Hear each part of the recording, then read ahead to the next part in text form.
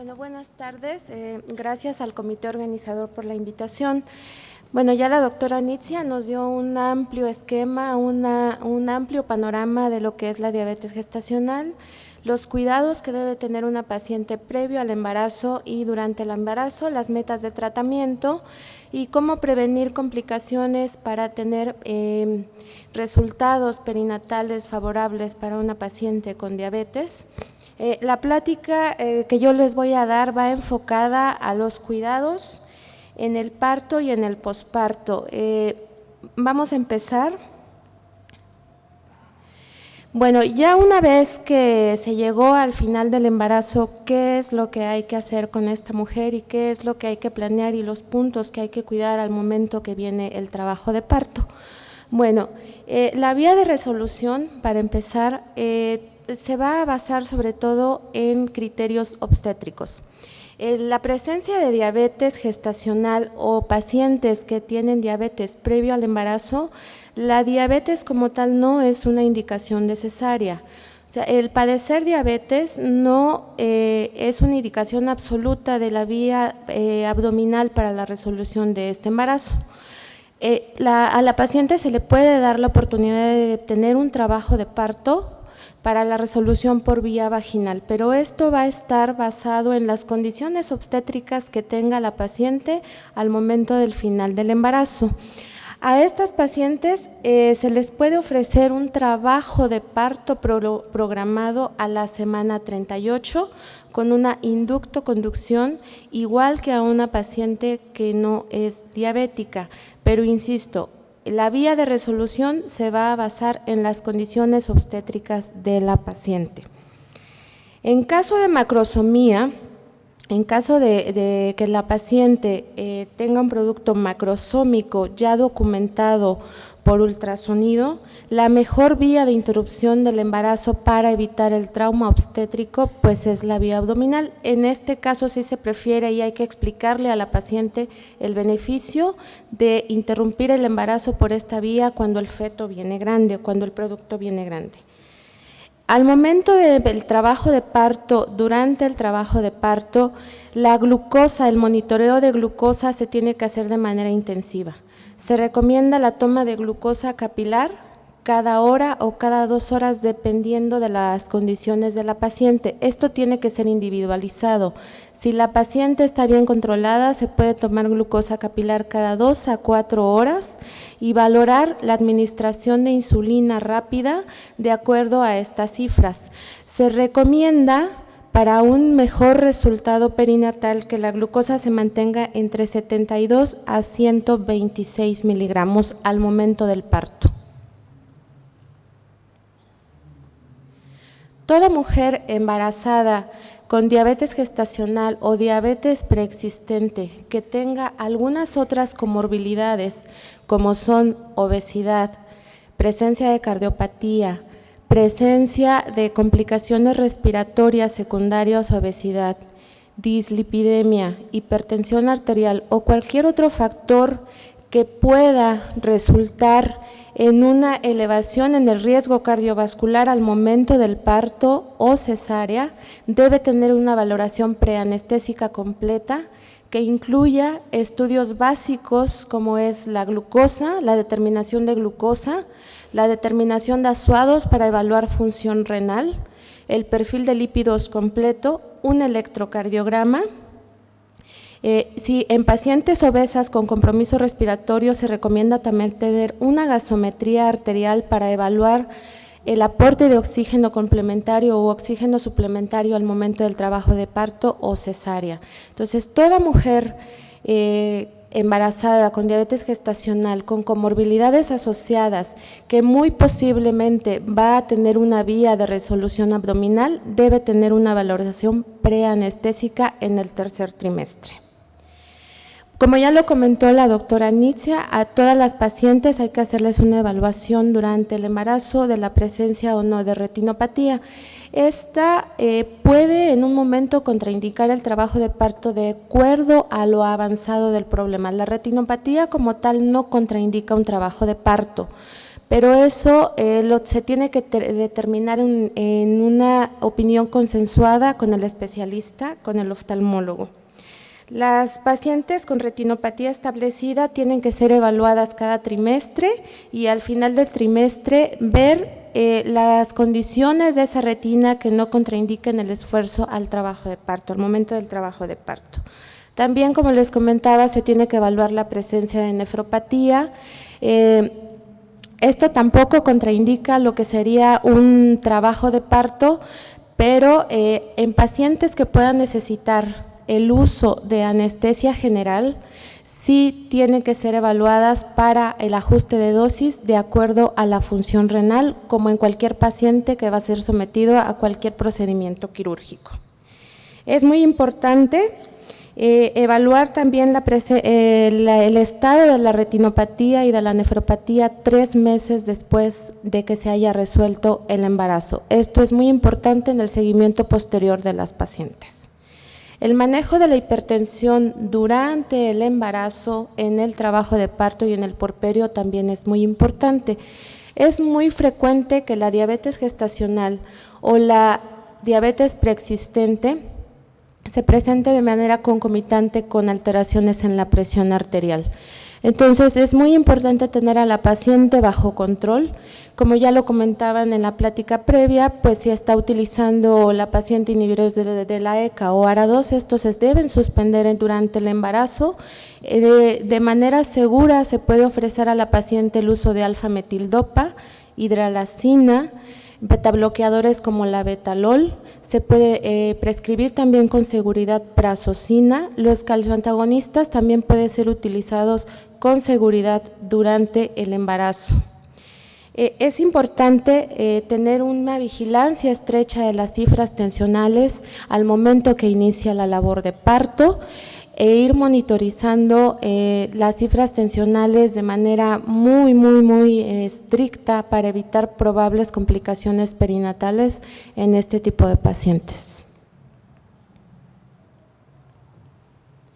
Bueno, ya una vez que se ha resuelto el embarazo por la vía que mejor se haya elegido para la paciente, ¿qué es lo que hay que hacer en el posparto? Se recomienda la medición de la glucosa capilar dentro de las siguientes 24 a 72 horas después del parto. Esto se debe de individualizar de acuerdo a las cifras de glucosa que maneje cada paciente. Habrá pacientes que requieran un monitoreo más estrecho cada 2, 4 o 6 horas, habrá pacientes que requieran un monitoreo preprandial únicamente y bueno, el control de la glucosa o el uso de un esquema de insulina dependerá de las cifras de glucosa de cada paciente.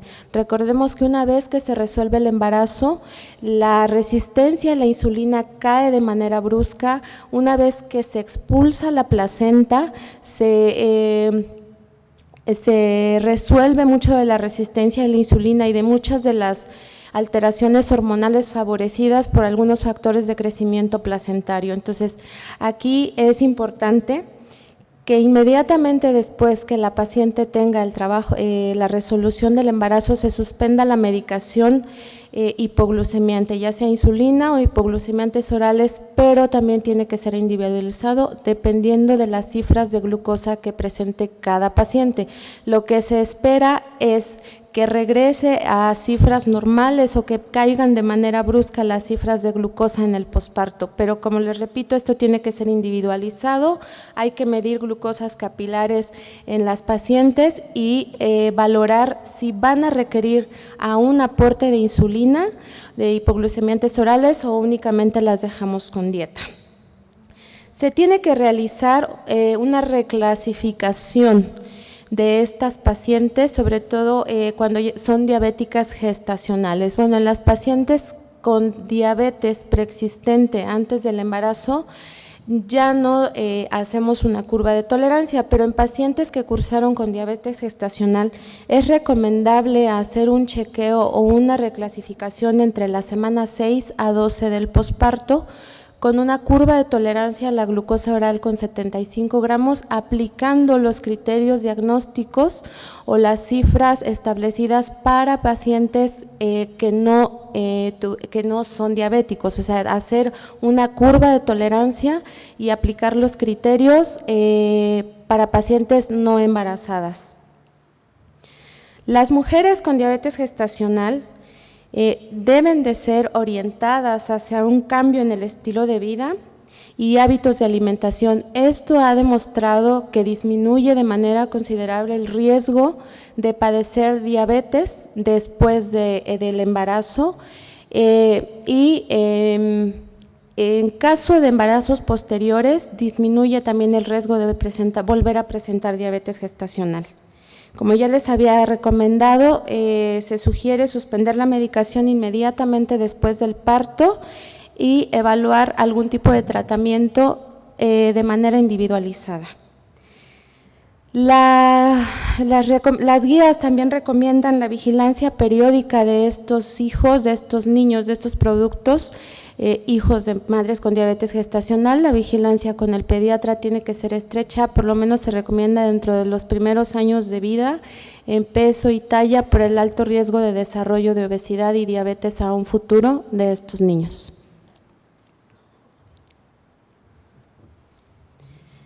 La ganancia de peso en el periodo posparto o en el periodo intergenésico en pacientes que cursaron con diabetes gestacional se asocia con un incremento en el riesgo de resultados adversos perinatales en embarazos posteriores. Por eso es muy importante dar orientación a una paciente que tuvo diabetes gestacional para hacer cambios en los hábitos de alimentación, cambios en el estilo de vida, y en algunas pacientes pueden requerir intervención con metformina en caso de que se llegue a documentar resistencia a la insulina.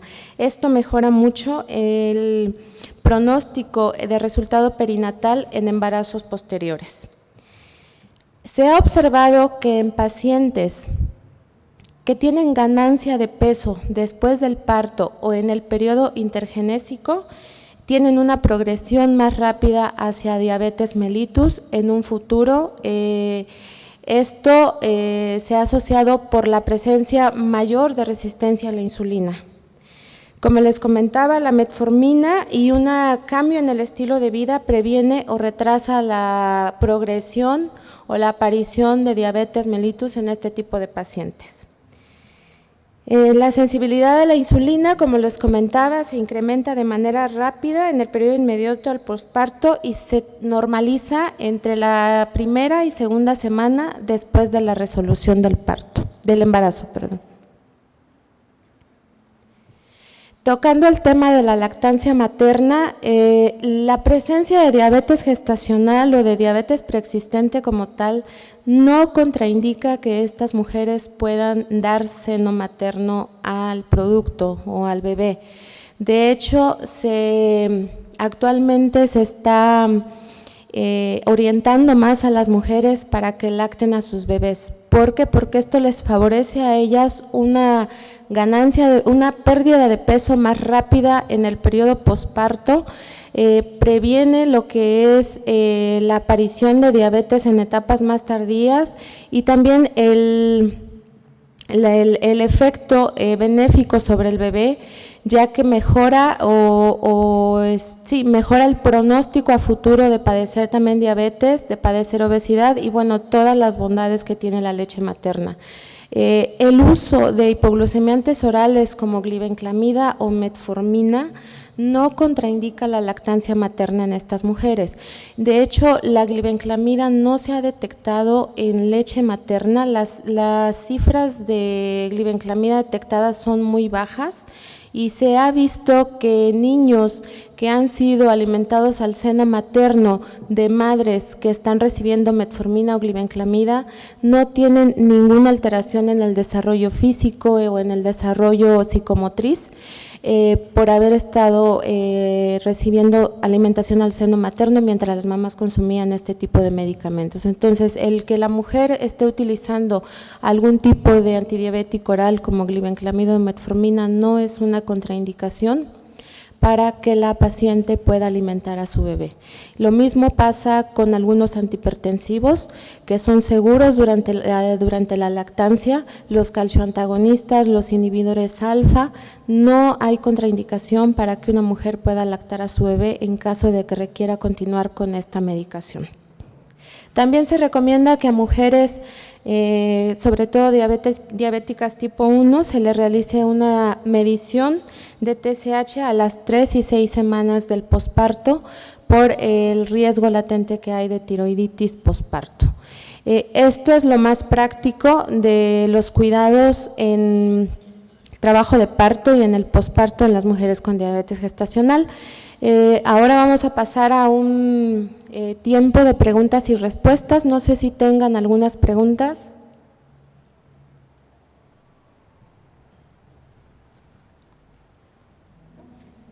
¿Alguna pregunta sobre los cuidados? Sí.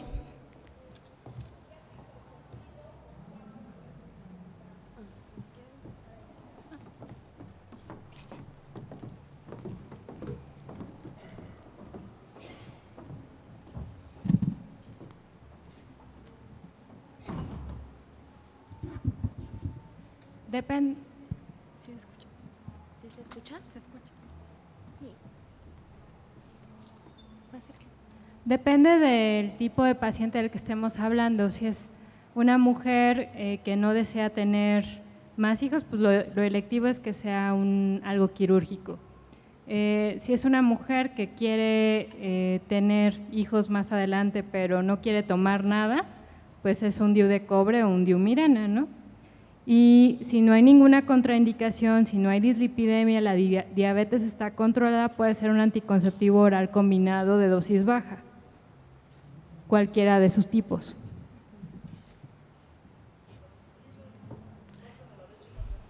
No.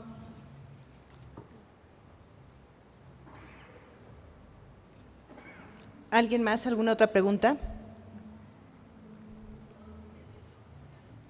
Pero si pueden acercarse o hablar más fuerte porque no se escucha. Las dosis de metformina son las mismas, las contraindicaciones son igualmente las mismas. Habitualmente los artículos refieren iniciar con 850 2 veces al día y ajustar, dependiendo de si la diabetes es pregestacional o gestacional. Evidentemente, si es en diabetes gestacional que ustedes inician metformina, solamente le pueden dar una semana a la paciente para controlarse en forma adecuada y tener metas. Evidentemente, como les dije, la paciente tiene que ser elegida en forma apropiada para iniciar antidiabético oral. Evidentemente, si tiene más de 140 de glucosa en ayuno, pues esta paciente va para insulina, no para metformina. Como les comentaba, los criterios son individualizados y no hay consenso todavía. En el INPER y en la Gineco 4 lo que hacemos es, ya sabemos, si tiene más de 110, va a requerir seguramente insulina en algún momento, pero le puedes dejar la metformina de entrada. Pero si tienen glucosas de más de 120, 140, o sea, es directo a la insulina.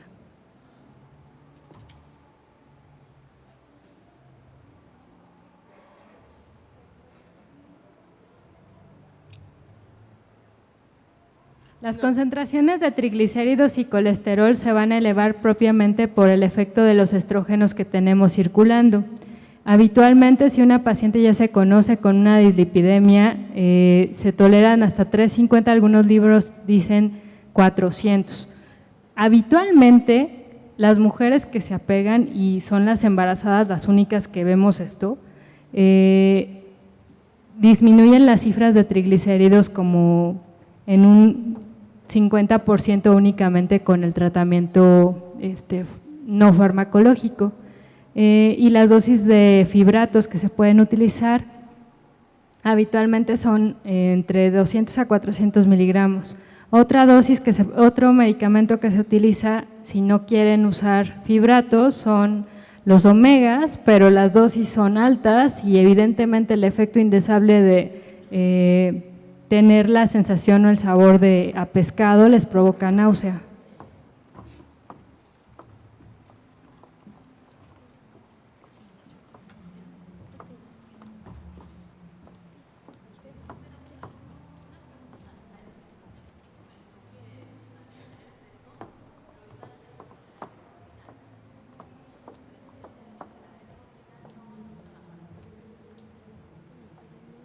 ¿Cómo?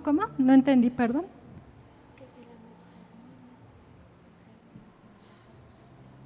Buenas tardes. Bueno, antes que nada, pues una felicitación a las dos por su plática. Como yo le comentaba, al inicio usted comentó que para el peso, para ayudar a la paciente a bajar de peso, se utilizara la metformina. En dichas conferencias anteriores comentaron que no ayuda la metformina para que baje de peso el paciente.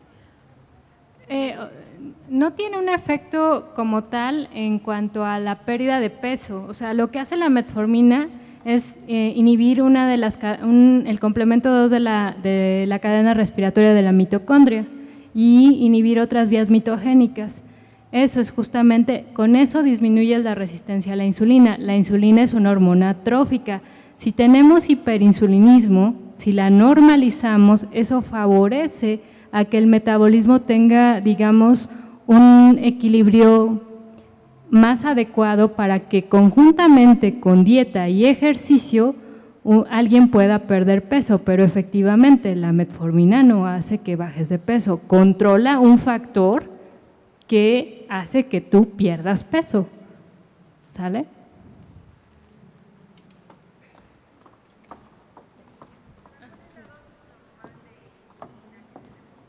No hay una dosis estándar, cada paciente es completamente diferente una a la otra. No, o sea, no le puedo decir a esta le voy a dar.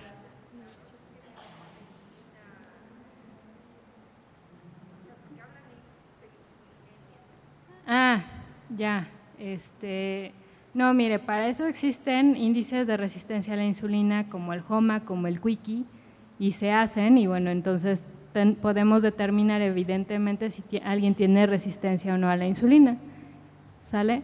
Entonces, es básicamente un estudio de laboratorio, más de 10 habitualmente.